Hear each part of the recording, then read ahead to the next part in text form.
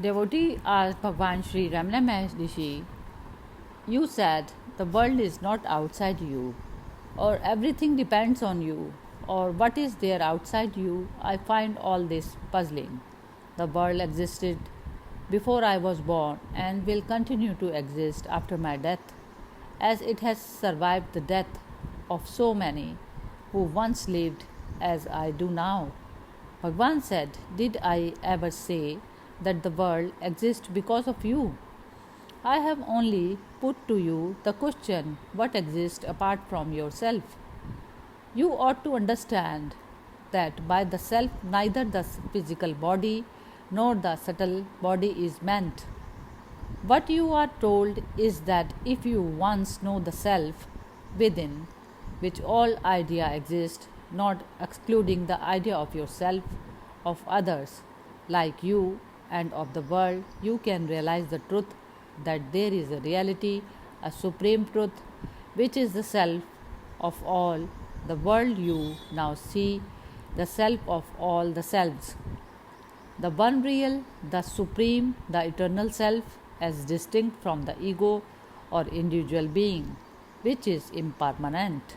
You must not mistake the ego or the bodily idea of the self." Devotee asked, "Then Bhagwan means that the self is God?" Bhagwan said, "You see the difficulty, self inquiry, who am I, is a different technique from the meditation, I am Shiva or I am He. I rather emphasize self knowledge. For you are first concerned with yourself before you proceed to know the world or its Lord.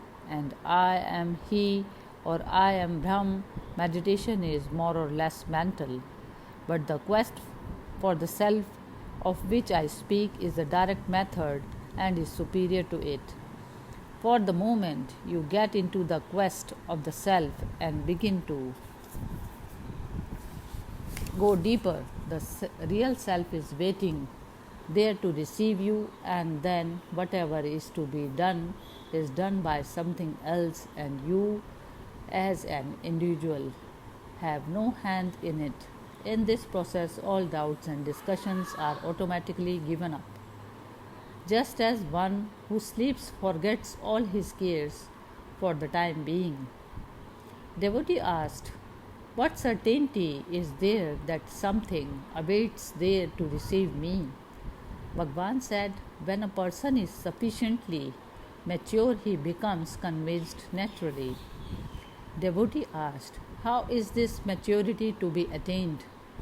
Bhagwan said, "Various ways are prescribed, but whatever previous development there may be, earnest self inquiry hastens it." Devotee asked, "This is arguing in a circle.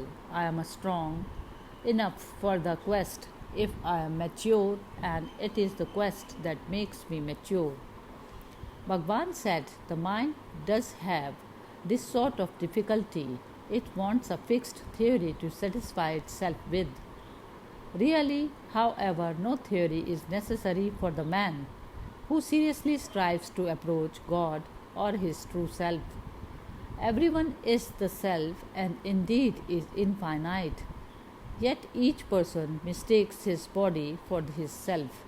In order to know anything, illumination is necessary. This can only be of nature of light, however it lights up both physical light and physical darkness. That is to say that it lies beyond apparent light and darkness. It is itself neither, but it is said to be light because it illumines both. It is infinite and is consciousness. Consciousness is the self of which everyone is aware. No one is ever away from the self, and therefore everyone is in fact self realized only. And this is the great mystery. People do not know this and want to realize the self. Realization consists only in getting rid of the false idea that one is not realized. It is not anything new to be acquired. It must already exist, or it would not be eternal. and only what is eternal is worth striving for.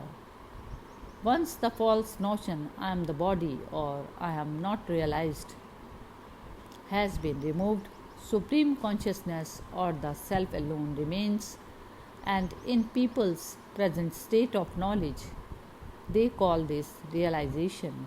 But the truth is that realization is eternal and already exists here and now. Consciousness is pure knowledge. The mind arises out of it and is made up of thoughts.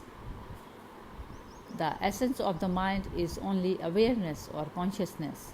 However, when the ego overclouds it, it functions as reasoning, thinking, or perceiving. The universal mind, not being limited by the ego, has nothing outside itself and is therefore only aware. This is what the Bible means by I am that I am. The ego ridden mind has its strength sapped and is too weak to resist distressing thoughts. The egoless mind is happy as we see in deep, dreamless sleep. Clearly, therefore, happiness and distress are only modes of the mind. Devotee asked, when I seek the I see nothing.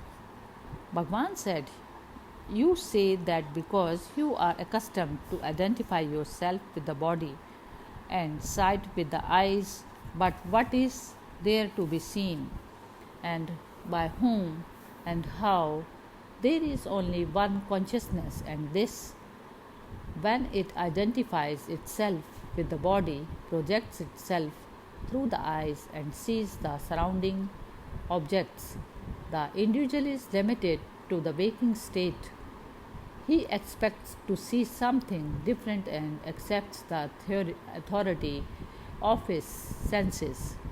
He will not admit that he who sees is the object seen, and the act of seeing are all manifestations of the same consciousness. The I meditation helps to overcome the illusion that the self is something to see. Actually, there is nothing to see. How do you recognize yourself now? Do you have to hold a mirror up in front of yourself to recognize yourself? The awareness is itself the I. Realize it, and that is the truth.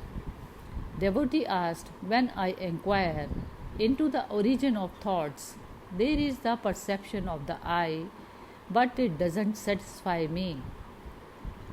Bhagwan said, quite right, because this perception of I is associated with a form, perhaps with the physical body. Nothing should be associated with the pure self. The self is the pure reality in whose light the body, the ego, and all else shine. When all thoughts are stilled, pure consciousness remains over. Devotee asked, how did the ego arise?